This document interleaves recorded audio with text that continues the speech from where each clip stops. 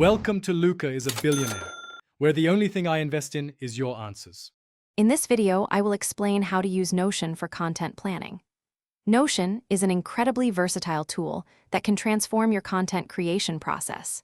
It provides a centralized hub where you can brainstorm ideas, manage drafts, and track your publishing schedule with ease.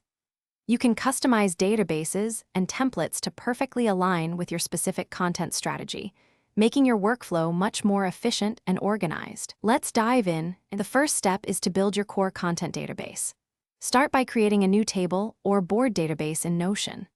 Then, add essential properties such as status to track progress, publish date for scheduling, and content type to categorize your work. You might also include properties for author or keywords.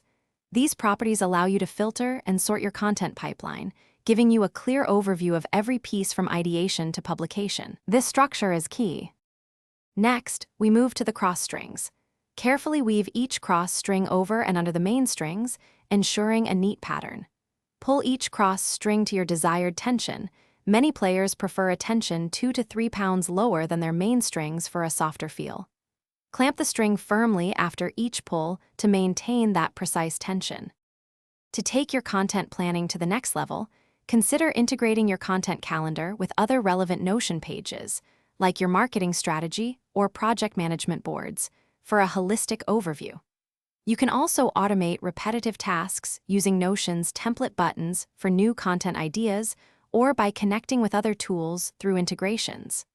Remember to regularly review and refine your system. Small adjustments can lead to significant improvements in your overall content, planning efficiency and output.